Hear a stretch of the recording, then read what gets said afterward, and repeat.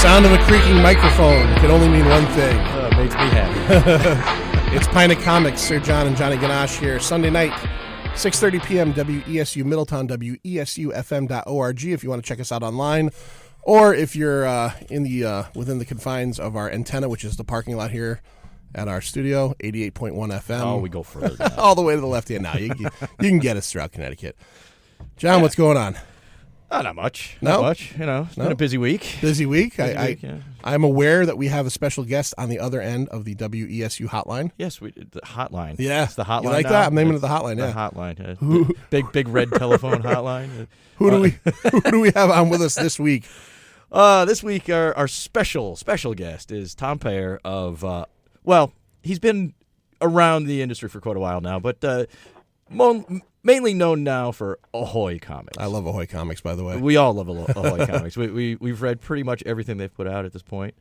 And, it's everything I've read. I have not read every single one. There's actually one title we'll talk about that I have not gotten to yet. That I was told is the same thing for me. Yeah, so. And I was told by a local comic owner, our buddy Dan at BoomTube in Southington, that he can't keep most of them on the shelf. That one he has to keep reordering. So Really? we'll talk about that. Yeah. Oh, that's interesting. Yep. Tom Peyer, how you doing? Hey, I'm fine, thanks. How you doing? Not too bad. We're having a good old time here in what is it, Studio A. Yeah, Studio A. Studio A of WESU. It's nice to sit here in Syracuse, New York, and listen to you say good things about us. Oh, honestly, yeah, it's unusual how much we're enjoying the entire run of comics from Ahoy at this point. So, thank you. It's been a fantastic ride right from the beginning. Yeah, because we got involved kind of in terms of, we talked to Stuart Moore probably a good 4 or 5 months before the books came out. Yeah, probably. Because I remember when he was on the radio, he told us about the concept of Captain Ginger, and I couldn't wait. And then the book came, and I was rewarded, and then I was rewarded a few more times because particularly I want to say the one that you write and Jamal Eagle draws, The Wrong Earth. Man, that thing is that's hot fire, man. That's a great book.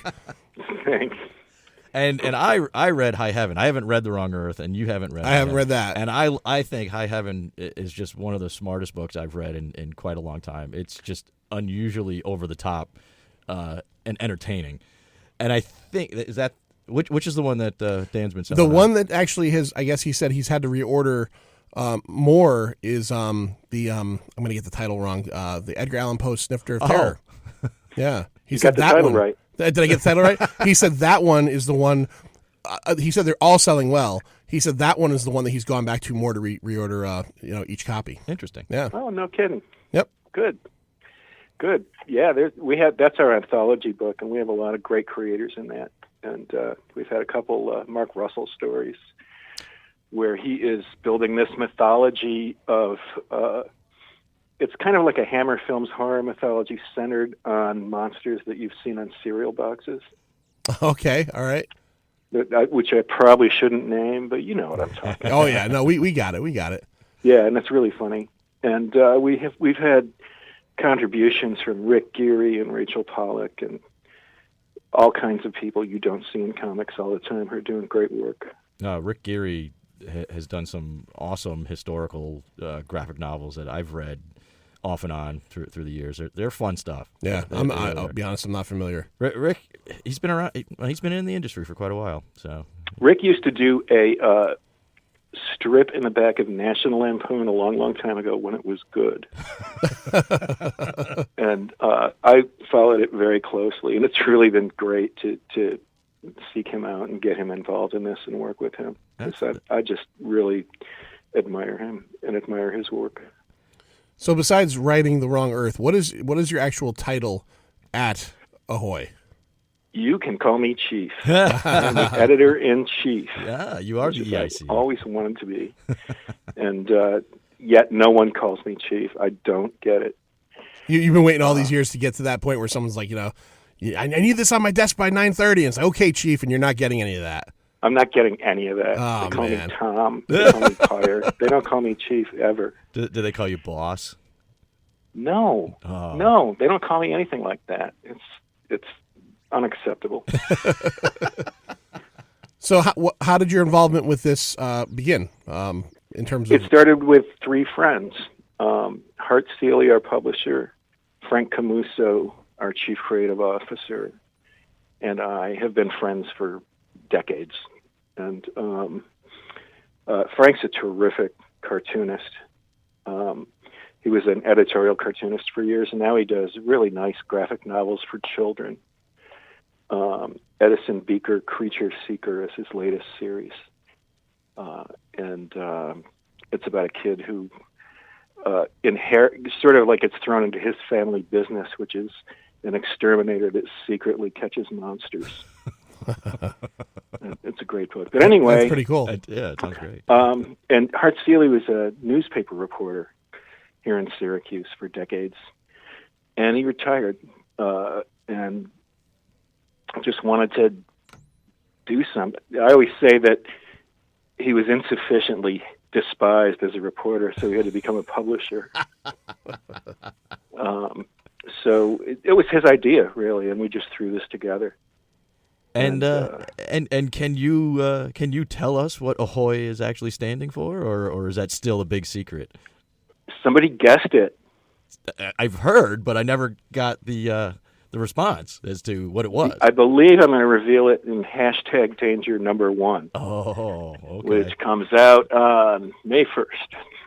Okay, but all right. It's actually something I'm probably not supposed to say on the radio. Okay. Anyway. Oh, all right. Well, that narrows it down. Yeah. We got to figure out which one of those words is the naughty one. I just don't know how this person guessed it, and I think there's a spy at Ahoy. I was going to say, you probably have a mole. Yeah, I know. I keep seeing awake at night. Now, is the idea behind Ahoy, for anybody that doesn't know, you guys came out with your first books in the fall time of last year, and you came out, the autumn of last year. And you we guys call it the fall time. the fall time. Not the fall guy. That's Lee Majors. Oh, man. Great. But you came out with, what was it initially, 4 titles? Yes. And they were all, I don't want to say minis, but they all kind of wrapped up, and now you're in the springtime of this year, summertime, you're going to be coming out with more titles. Is that kind of the model you guys are going after, where it's like, finish off these books, move on to more books, eventually get back to the other titles? How does that work? That you just described it perfectly. Oh, I mean, we don't want to do too many titles at once because this is enough work as it is. And also, who wants 20 more comics, right? If they're good comics, I do. Yeah, really, if they're good. I think pretty much everything we did in the first wave is going to be coming back again at some point. So they're like, seasons of TV shows. They end, they come back. Good, because I want more Captain Ginger. Yeah. Oh, you'll get that, yeah. Yeah, they're working on that now. Oh. I'm not...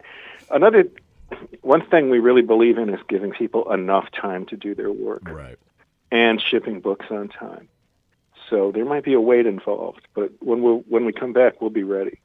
Was it always a plan for you when you were instilled as chief, and I will call you chief, when you were instilled as chief, did you initially plan on writing a book too, or writing more than one book, or was it more the idea of eventually you just said, you know what, this is fun, I want to get in on it? That was the plan from the beginning, that it would be an outlet for my work. And I'm very pleased and gratified by that. It's well, it works for me. I like writing. Yeah. Actually, I like having written.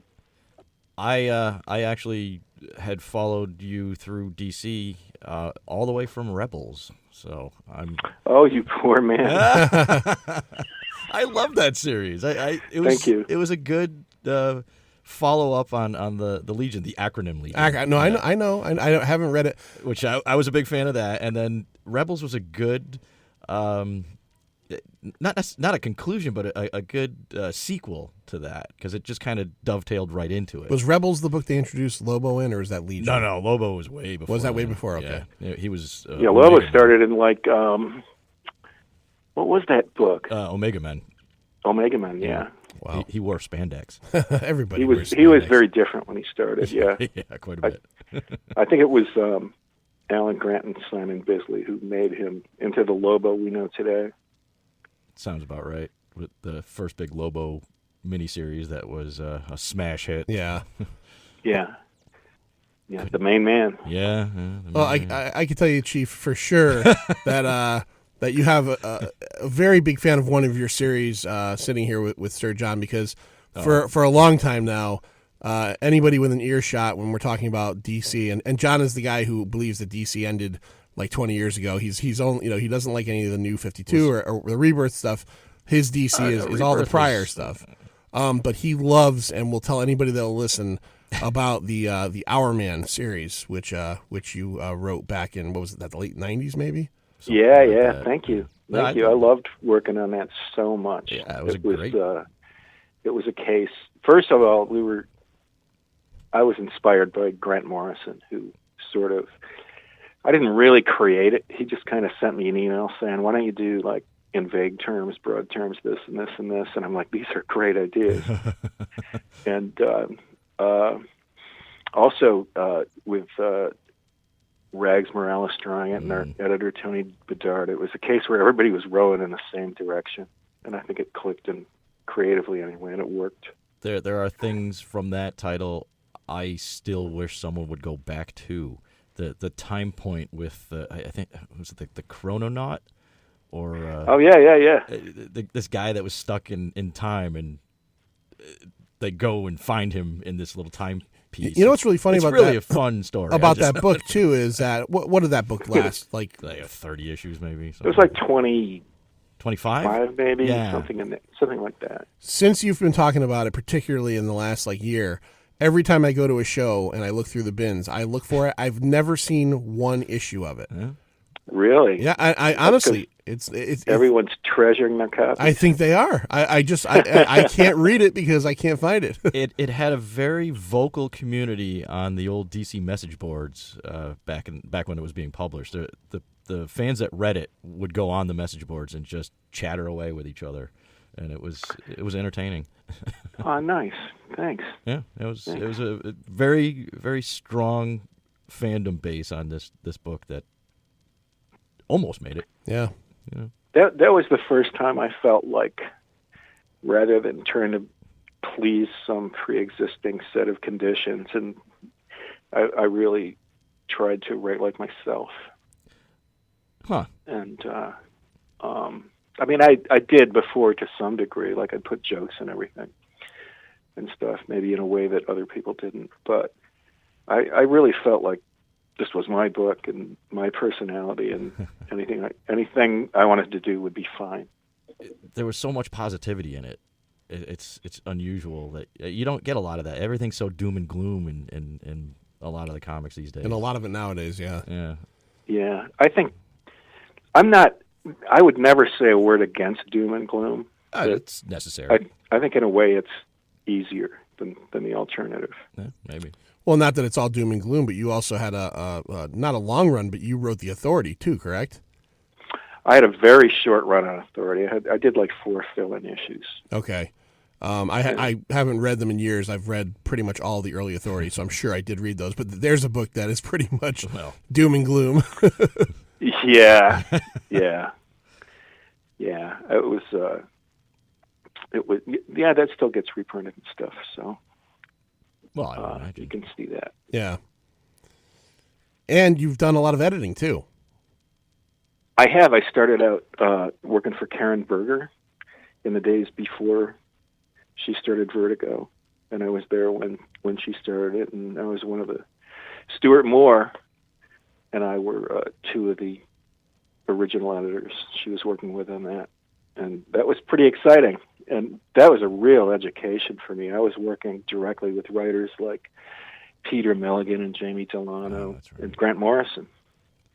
And boy, did I learn a lot just reading their scripts about what a comic book should be, So you were editing on Sandman and Shade, the Changing Man, and I was the assistant editor. Assistant editor, yeah, right. And wasn't there another one you were on too? Hellblazer, I'd assume, right? Yeah, Hellblazer. Oh, you did. Yeah. Okay. Yeah, Jamie was still there when I got there, and I worship his work. I think he's amazing. Yeah, those early Hellblazer issues are something else. They're classic. Oh, I'm going through and reading, and I started late in Hellblazer, so I kind of went from like the middle up, and I've been reading the early stuff. And I'm currently now. We just mentioned Sandman. I'm at trade 7 is how I'm reading. He's still being educated, Tom. Yeah, I honestly am. It's one of those books that, man, I regret after all those years of people telling me I had to read it and me just putting it off. And then I start reading it and I'm going, why would anybody not just read this? It should be handed out to people. If you're a comic fan, you should be handed Sandman and just say, look, because I've told John this. I don't think there's a book I could think of where, now I'm reading it in trade form, where in a series that lasted 60 some odd issues, 75, yeah. And I'm probably on about 40 at this point, that there have been more single standout stories that just grasp me and just are they're dug into my head. Yeah, that must have been pretty amazing to be working in any assistant editor or whatever, seeing that stuff come in. I mean, did you, when you were working on that book in particular, you were seeing something that people are talking about 30 years later still? Did you realize it when you were reading these copies at that point that you were on something particularly special? I felt like that about all of Vertigo. I felt like we were EC Comics in the 50s and that the stuff would be remembered. I really did. That's definitely remembered. It was a big deal when Vertigo finally was formulated. These titles that were already being published under the DC banner, and I think everyone was calling it something that was like the Dark Universe and all this. Everyone had a nickname for it until Vertigo became its own line. It was a really big deal. Yeah, it was a big deal. And there were different sensibilities involved. I mean, Pete Milligan on Shade, he could be really dark and really funny. and nobody's funnier than Grant when he tries to be, which he often did on Doom Patrol. After I assistant edited on those books, I got promoted. And I became the editor of Doom Patrol, Grant's Doom Patrol, and that was that was my favorite comic book, and all of a sudden I'm the editor of it. I felt like I'd been struck by lightning. I just loved that book. Have you seen any of the Doom Patrol streaming series yet? You know what? I have. I like it. I really do. The first episode, I wasn't sure. I thought, this is kind of like Grant Morrison for dumb people. But after that, I thought they really are living up to what the book was. I like it a lot. I do too. I'm a little behind. The last episode I saw was the last Nurnheim story. I haven't seen the very last episode. Yeah. You'll probably like the one after the Nurnheim because they bring in some characters from the I was told this yesterday. That, that's a good one. So that's a good one. I haven't watched the newest one yet, but I'm looking forward to it. I give it a lot of credit for being. I wonder if it was a network show, because obviously this is a subscription show. If this was a network show, I don't know if they can get away with the weirdness of the show. This is a weird show. I mean, again, you mentioned the Grant Morrison part of it, and they do really, for a mainstream audience, I can't imagine this being on the CW. No, it's just there's so much weird. Couldn't put it there. There's a donkey that swallows people and spits them out into another universe, another dimension. Someone had asked me because they were a fan of the Doom Patrol, but they hadn't seen the show yet, and they were asking what it was like. And my description of it was, it's more Grant Morrison and less Arnold Drake. Yeah, it is. It is. But there are little sprinkles of Arnold Drake that are wonderful. Quite a bit. And as I was saying to somebody else at one point, the design of some of the characters comes from the Keith Giffen run, which is like the physical look of Negative Man is more attuned to the Matt Clark art from Keith Giffen's run of Doom Patrol. Oh, okay. Which I thought was a really, really good series. It was smartly drawing upon all the aspects of the previous incarnations of the Doom Patrol, and Keith did a really good job with it. So the thing that, it's the stuff you read when you were a kid, and the thing that always gives me a chill when I watch Doom Patrol is when Negative Man leaves Larry's body and he falls down. He just slumps over. I just love that so much. Has there ever been and you would know you edited the book for a long time, do they ever explain, is his body protected or is he just vulnerable on the ground? Well, when I was a kid, he was vulnerable, and I assumed he was after that. Did Rebus fall unconscious when Negative Man left the body? I don't think so. Rebus was such a different character. Yeah, that's the Grant Morrison version. Yeah. The hermaphroditic version. Yeah, we did a podcast episode a few weeks ago where John explained all this, and me and our other co-host Lloyd were just like, we were listening and very interested, but like trying to keep up with like notes and stuff. It's not. Yeah. The Morrison stuff is really dense, and But the Arnold Drake version not only was Larry vulnerable when Negative Man left his body, but Negative Man had to come back within 60 seconds or he died. Right. I'm reading that right now. Actually, I guess that's a tribute to the show, is that I've never read Doom Patrol, and I bought the Silver Age Omnibus, and I'm about 5 issues in, and in very typical 60s writing fashion, whenever Negative Man leaves, he announces he's got to come back in 60 seconds or I will die. Exactly. And then when he doesn't say issue. it, and then when he doesn't say it, Rita will say, Oh, yeah. Negative Man's got to get back to Cliff in back to Larry in 60 seconds. I love that comic, and if you go ahead and read all of it, you are in for some real treats. There's a point where they introduce Beast Boy, Yep. and he's got this. He's like an orphan who has this rich, mean old ward named Galtree who's scheming to get his fortune. Oh wow! And he's like a Dickens character. It's so entertaining and so rich. Where I'm at. I'm enjoying it, and partially because of the show, and partially because how much John's talked about it. Well, and the artwork it's such clean lines. Yeah. that are. I can. Yeah, only... they're like unglamorous. Yeah.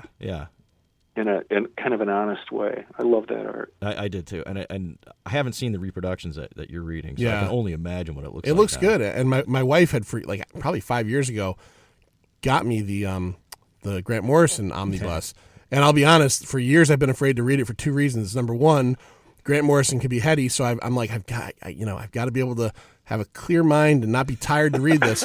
And number two, I can't read it in my lap because I'll die. That thing is like 89 pounds. Yeah. Like if I'll read this comic book when I get my life together. Yeah, I got to get my life together before I can read this book. Yeah, and I got to be sitting at a table. Yeah.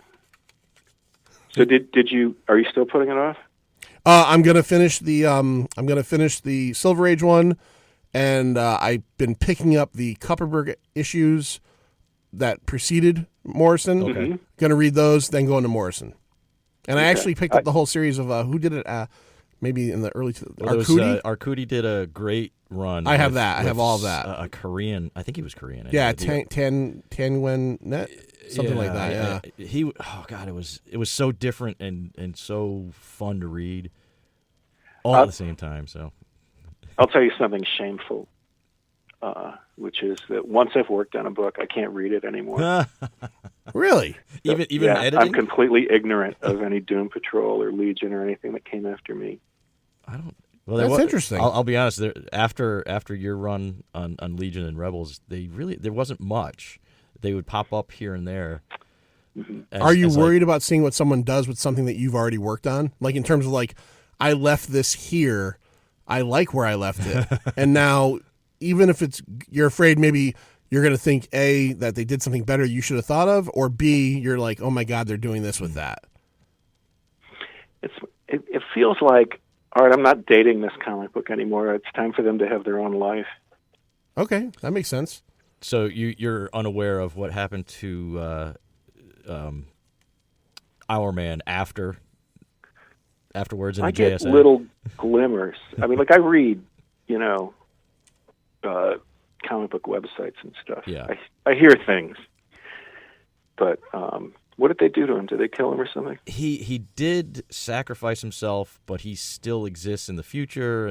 But what the big bonus of it was because you were able to rescue Hourman 2 from the time point and give him his life back, essentially.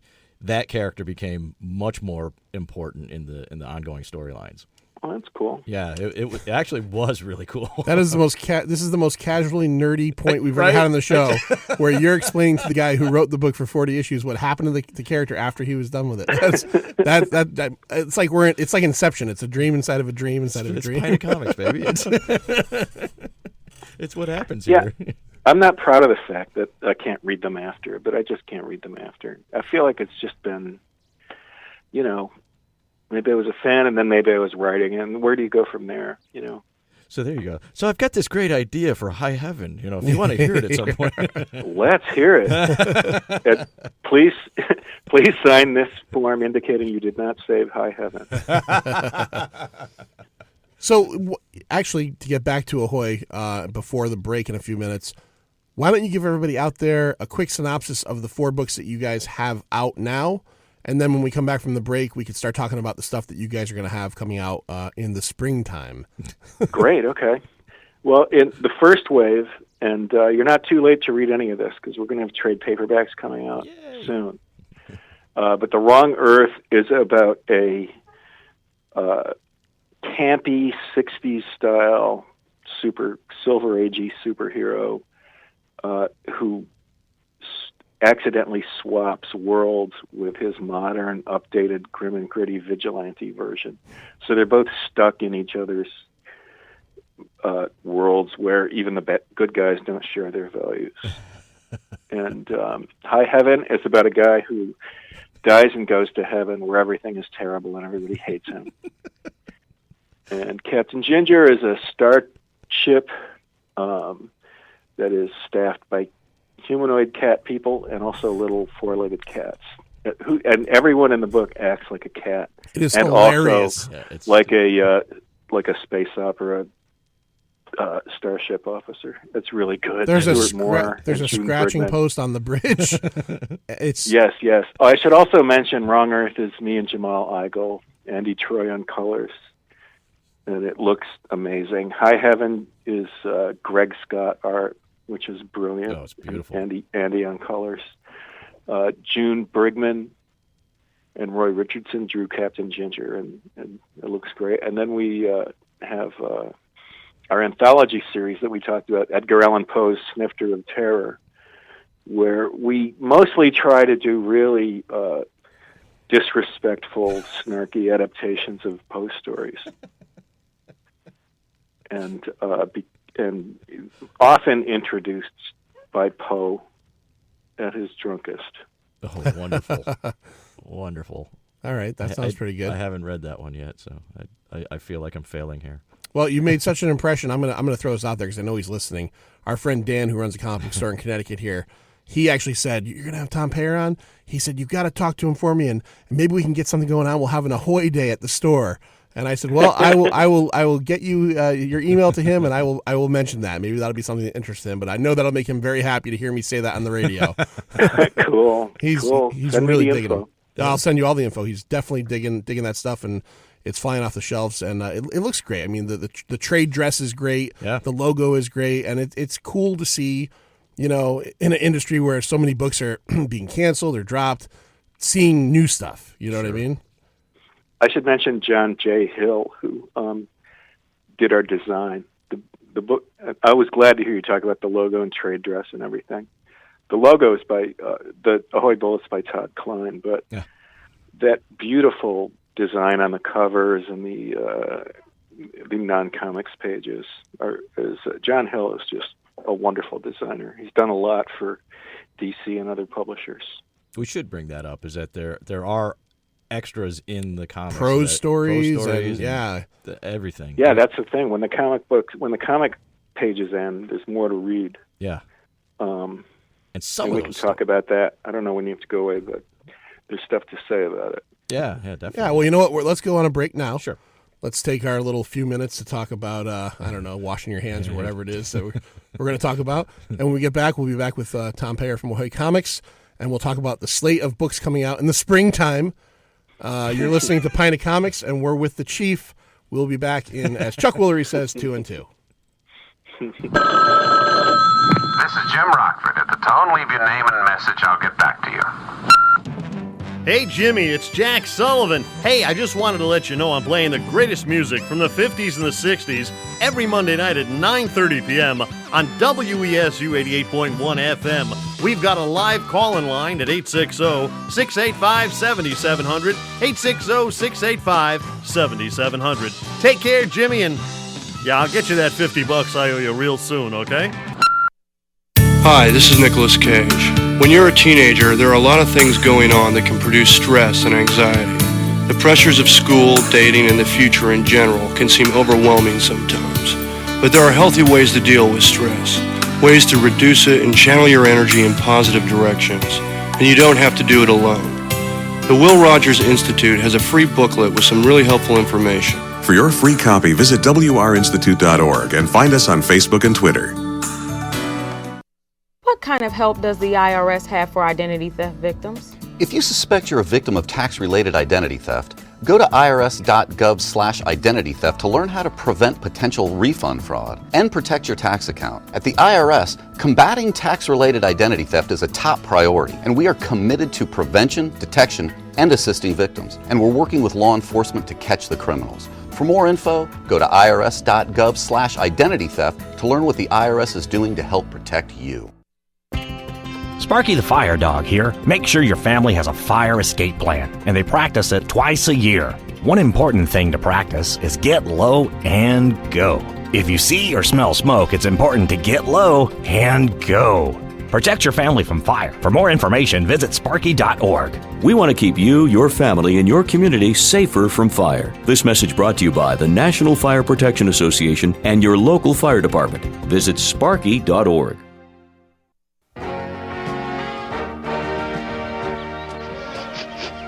Hi, doggy. Nice doggy. Here, boy. Come on. Hi, fella. Hey! Don't run.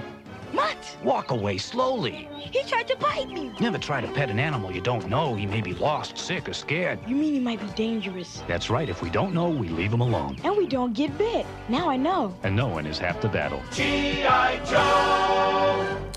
All right, we are back. Pint of Comics, WESUFM.org, WESU Middletown. Hey, before we get back to our special guest, Tom Peyer, let's talk real quick. WESU Spring Record Fair featuring vendors from across the Northeast, selling new and used records, CDs, music, and more. They're going to have some WESU DJs spinning vinyl all day. That is Saturday, April 6th at the Fairweather Beckham Hall, 55 Willis Avenue in Middletown. And it's from 11 o'clock to 4 p.m., but the early birds, you pay $5, and you get in at 10 o'clock to 11 o'clock, and you get to get all the good stuff. Well, the guys that don't pay that much, they don't get the good stuff. There are quite a few early birds that show up to these things. Yeah, I haven't gotten to one of these yet, but I will. It's interesting. I will. So as we jumped over to our PSAs, our public service announcements, we were just about to talk about all of the cool little bonus things that you get in the back of an Ahoy Comics comic. So, Tom, what else did you want to say about that? You sound like you had something going. Well, when we were putting Ahoy together, we were looking back at old comics to see if anything would jump out at us for just an idea to, run any features that no one else is running that might have some value.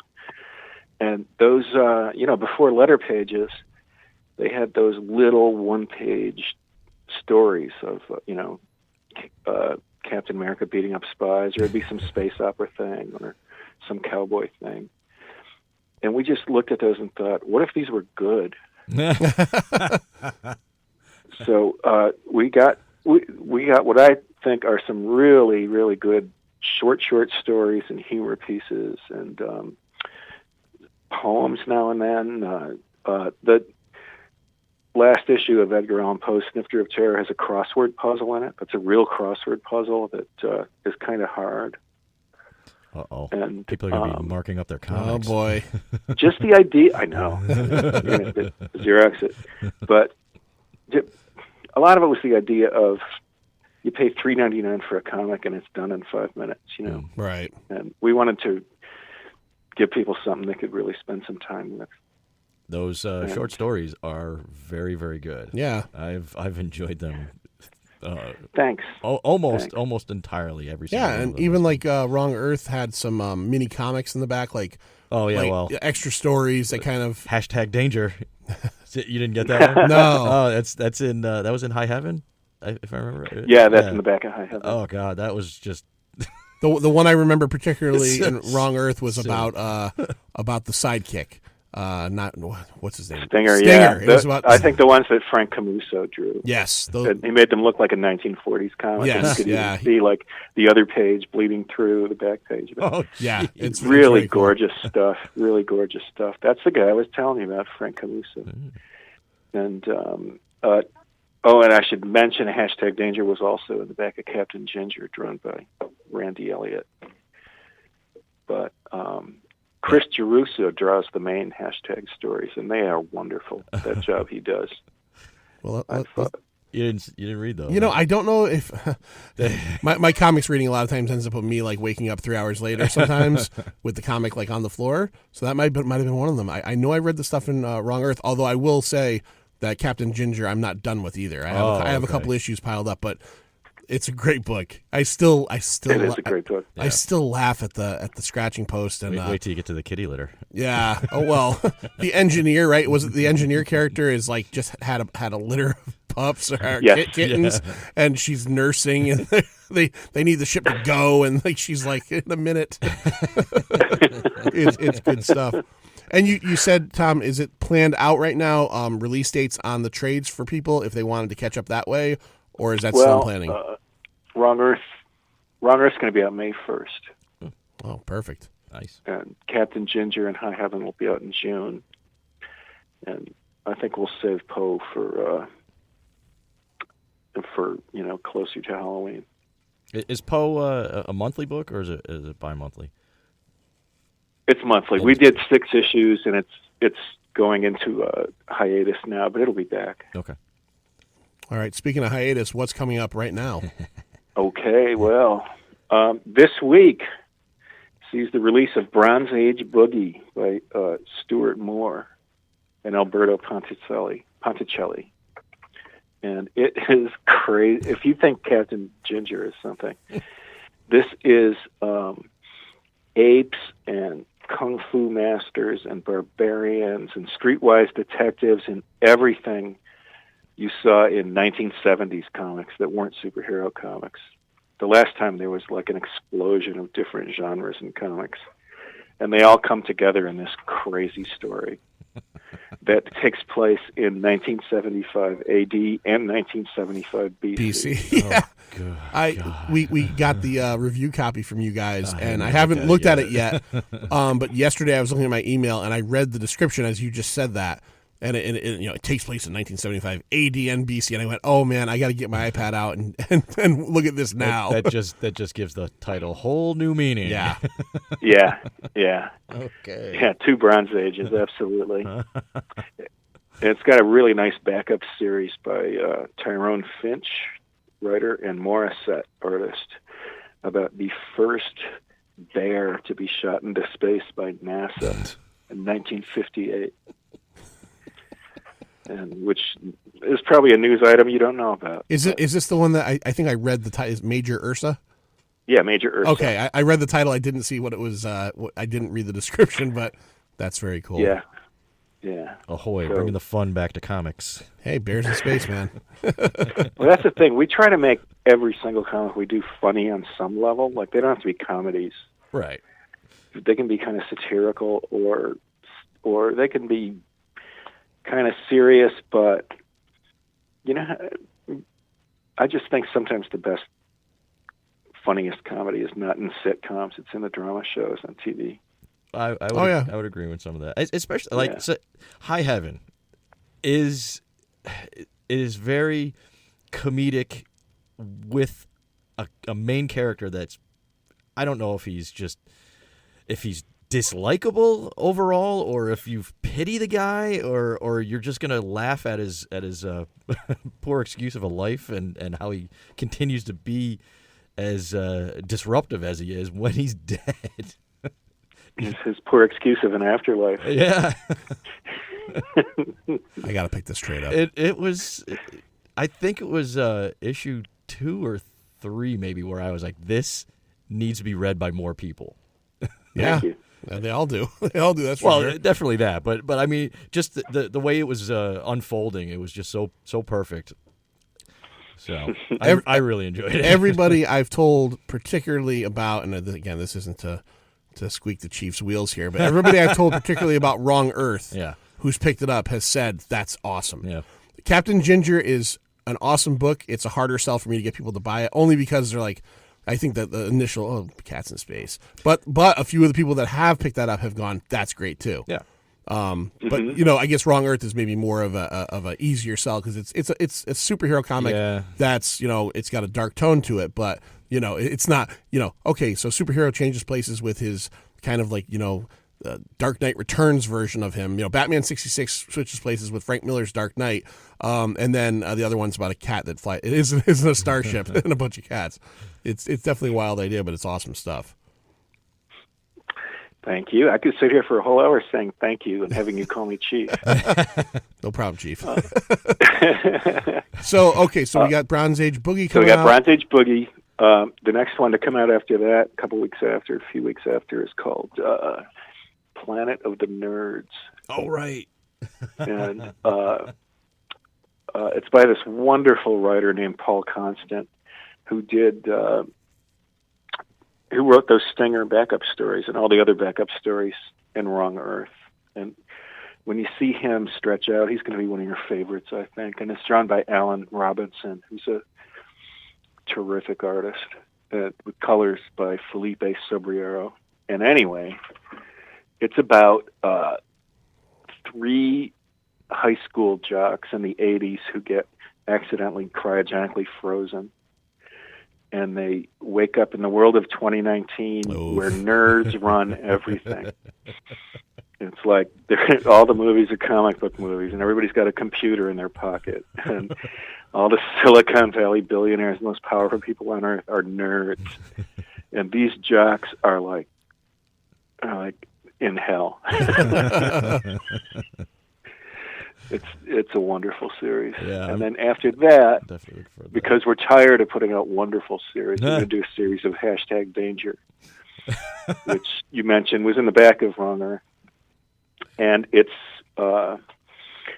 me and the wonderful Chris Giruso. And it's about exactly the kind of, this is radio. The word hashtag is spelled out in the title.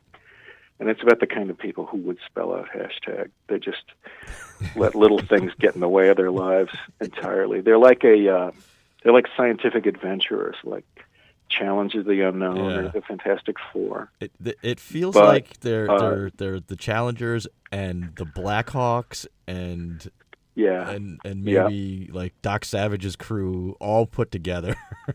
But they're just terrible to each other, and they all feel completely resentful about it. And so the formula for the 5 pages was 2 pages of pulp action followed by 3 pages of them being awful to each other. But now we get to stretch out, and they have more room to be awful to each other. So, and Chris sells it so beautifully. Of all the artists I've ever worked with, he is like 100% at just getting across exactly the feeling that the story needs, and exactly the emotion in the moment. He's so great. They have an island base that's in the shape of a hashtag. Oh God! #Danger Island. Yeah. All right. Yeah. Somehow, I don't know. Somehow I missed this, but I will go back to my issues and check it out. And they're ridiculous. You will be the poorer for it.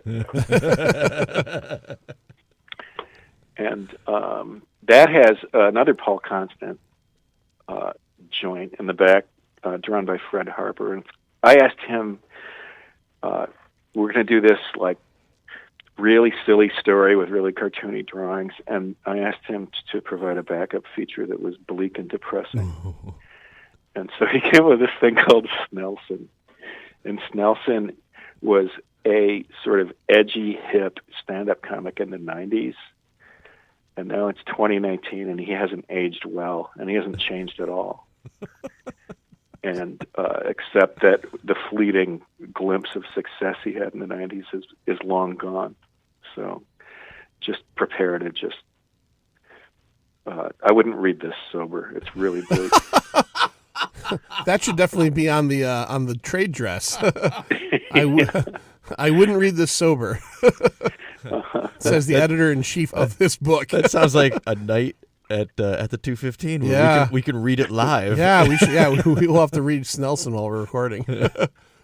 We'll find a couple of good beers and dive right in. So and then there's two more to tell you about. We're doing a one-shot called Steel Cage, and it's 3 comics enter, 1 comic leaves. And me and Alan Robinson from Planet of the Nerds created a strip, and so did Stuart Moore and Peter Gross, and so did Mark Wade and an artist named Lana Suvani, who's very good. And we're going to put those 3 stories in there and let readers vote on which one should be a series. That's awesome. And I am going to destroy those 2. That's an awesome idea. Yeah. And I comes out read in that June. somewhere, and I didn't, I must have read that somewhere and didn't realize that was you guys doing that. So that's really cool. Cool. Great. And where's that? That's going to appear in its own comic? That comes out June 26th. And like I say, it's a one-shot. Oh, so okay. Read and vote. Interesting. We could have some fun with that. Yeah. Vote Chief. Yeah, vote Then Chief. in July, we have Second Coming, which... right. Oh, this is the one that... There was... Yeah, the big news article of the last few weeks. It's just a beautiful book by Mark Russell and Richard Pace. And it's something... If Vertigo hadn't acquired it and it hadn't become controversial, we would have wanted it anyway. It is right up our alley. And it's a great story about God basically sends Jesus Christ down to earth in the present day to live with the world's greatest superhero because God thinks Jesus needs to use his powers more powerfully and to toughen up a little. And there's been a few people who were kind of mad at this idea, but they haven't read it. Nobody's read it. And if when you do read it, you'll see Jesus Christ is the most likable character in the whole book. And it's really sort of it's really about how there are probably better ways to deal with problems than punching them with your super strength. I'll be honest with you. When Vertigo solicited that title, I read through the description and I just kind of passed it over. It just wasn't really hitting me in the right spot at the time. Now, of course, with all the controversy and the fact that it's going to to Ahoy, I'm actually more interested at this point. And Mark Russell's a good writer too. And the more I've learned about Mark, the more I'm interested in the story. So it's like this kind of thing couldn't be a bad situation for the book itself. And Mark is he's so good at thinking very, very deeply and turning that into a story that is easy and fun to read. I think he beats anybody at that. And you'll love it, I swear. Wait, was Mark one of the ones in Steel Cage, you said? No, it's Mark Wade. Mark Wade, okay. So I wanted to make sure that you didn't just say that he does it better than anybody else, and then you have to compete against him. Oh, I would never say that about Mark Wade because I'm in competition against him. And each of these books, other than Steel Cage, which is a one-shot, what are we looking at in terms of runs on each one in terms of length? Oh, well, for now, we're going to get, I think we have 5 Bronze Age Boogies, 5 Planet of the Nerds, 6 Second Comings, 5 #Dangers. So they're all 5 except for Second Coming, which is 6. And are you guys already deep into your 3rd round? Are you already got the board filled with ideas, or? Well, we there's some possibilities there. We got some things. All right, that's fair. But I can't talk about them yet. We know. No low one's hell. allowed to know. Yeah, low hell. Edgar Allan Poe's snifter of Kool-Aid. What is the premise of the story that you have in Steel Cage? It's about a magnificent superhero from the future who everyone loves and admires and swoons over. And feels terrible about himself for a reason I won't get into. Okay. But it's about being like the most admired person in the world and just hating yourself inside. So it's a real upbeat read. It's a feel-good adventure. It's a feel-good adventure. Psychological expose. Yeah.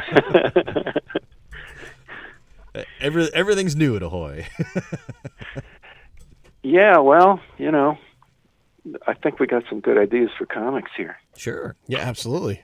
Absolutely. And, they're not, they don't really cross over into each other, so there's not going to be any interruptions or any, we're just going to tell the stories we want to tell. Thank you. Not that I mind buying 4 comics at a time, but thank you so that I don't have to. Yeah, no, you don't none of them are compulsory, although I wish they were. They feel it. They honestly they do. And when I look at the titles, I just want to buy them all. Yeah. So, great. Yeah. Thanks. You're doing your job. Yeah. Well. How has the initial reaction been to everything? When we started this thing, we were sort of braced for some resistance and snark on social media, and it never came. I couldn't believe it. Everybody was just so kind and interested. I didn't think that could happen anymore, but it did. And we get a lot of I don't know. We were just at Seattle at Emerald City Comic Con, and from what people told us, it felt like we're getting this reputation as like a quality comic book house. That works. Which is what I wanted. Yeah. What we all wanted. And you haven't even seen much of it, but High Heaven itself, the artwork in there is way beyond what you would think from a startup company. Yeah. It's not to say that anything else wasn't either. Jamal's art is fantastic, and he's got I've been using this word far too much, but he's got a great pedigree from from all the stuff that he's been doing from DC and Marvel. So. Yeah. Well, and not to mention too, for obviously there are veterans, Tom and Stewart. Drew But Brigman. But again, you have what was it in Wrong Earth? There's is the story by Grant Morrison in the back of one of those. That only helps to kind of lend a little bit of the spotlight. Sure. Some of these companies open up and start, and they're starting off with names that people have to learn to love. Right. And then you find out, okay, Ahoy Comics, who's that? And then you're like, Grant Morrison did something for these guys. It's a good mix of